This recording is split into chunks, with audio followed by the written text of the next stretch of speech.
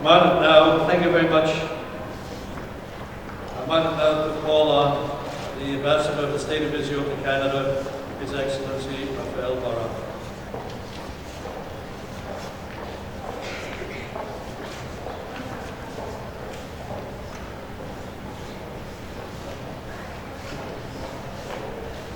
Honored to the survivors, Excellencies, dear colleagues and friends. It's my honor to be here with so many dear friends to mark this important occasion, the International Holocaust Remembrance Day. Il y a 10 ans, l'Organisation des Nations Unies a adopté une résolution déclarant le 27 janvier Journée internationale de la commémoration de l'Holocauste. Cette journée a été choisie pour honorer les victimes de l'Holocauste et encourager les États membres à élaborer des programmes éducatifs visant à sensibiliser à cette tragédie les générations futures et un devoir de mémoire. 10 years ago, the United Nations passed a resolution declaring January 27 as International Day to commemorate the Holocaust. This day was chosen to honor the victims and to encourage member states to develop educational programs to teach future generations. Today we join many of these in this important mission. You may recall this iconic image of 13 children behind barbed wire fence taken exactly 17 years ago on January 27, 1945, when the Russian forces came to liberate Auschwitz. Amongst these children, located in the center of the picture, was Marta Weiss.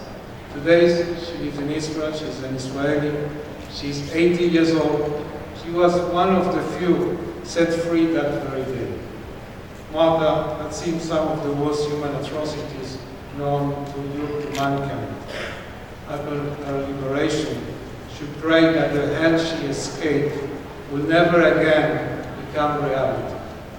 A few days ago, in an interview she gave with Israel, she said that unfortunately, the nightmares are a real problem.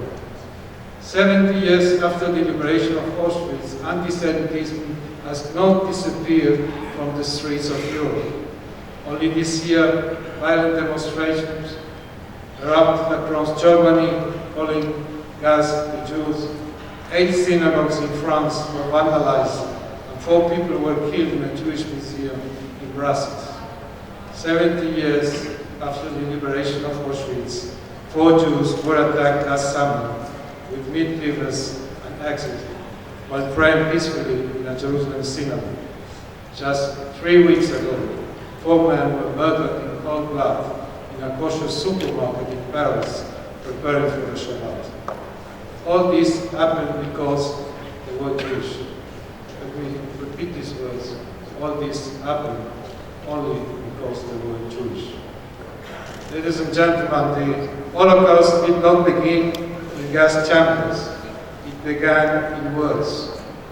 Those were the words of the Supreme Court of Canada, quoted a few days ago by Member of Parliament Wayne Coulter when he participated in a special session jointly with Minister Blaney at the United Nations that for the first time has a gathering on the alarming outbreak of anti-Semitism. Let me recognize European leaders like Chancellor Merkel and President Hollande, who clearly and forcefully condemned and took action against this current anti-Semitism. But let me also underscore that 70 years after the liberation of Auschwitz, we still here in the Middle East, governments and leaders officially incite genocide upon the Jewish people and call for the destruction of the Jewish state. Today, in the light of this reality that we are all facing, we must do more than participate in these important commemorative events. It is our obligation to educate our youngsters about the lessons of the Shoah, to honor the 6 millions, to speak out when Jews and non-Jews are being threatened and targeted around the world. Ladies and gentlemen, the enemies who murdered innocents in Brussels, Paris, in Jerusalem are not just the enemies of the Jewish people. These are the same enemies who committed the horrendous acts in Sydney, Nigeria, and even right here in Ottawa and Quebec. They are enemies of democracy, they are enemies of human rights, they are enemies of all free speech, they are enemies of all humanity. We call on every nation and every government to be vigilant and to be responsive and to fight anti-Semitism and this new form that we have shown its ugly face with Islamic radicalism. Canada continues to demonstrate its deep multi-partisan commitment to this important mission. Under the Harper government, Minister Jason Kenney has been a leading voice in Canada's effort to educate new generations about the Holocaust. He has been a tireless in the fight against anti-Semitism. On behalf of the Jewish state, thank you, my friends. Thank you, Canada. 70 years after this iconic photograph was taken in Auschwitz, some of the survivors, including Canadians, who stood behind this barbed wire fence, traveled back this week to Poland to reenact this scene. Their return to a Europe reminiscent of their nightmare.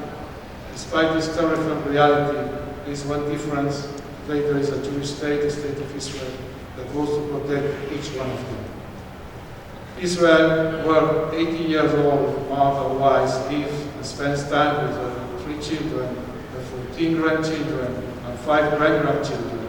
Israel, a place that carries a promise for every Martha, for all her grandchildren, and for every Jewish person around the world. The words of the President of the State of Israel, Reuven Rivlin, spoken at the Jerusalem funeral of the 4 young men killed in the kosher market in Paris. He said, "Aside the graves of your loved ones, we promise that we will continue to fight for your right to live as Jews, wherever you may be.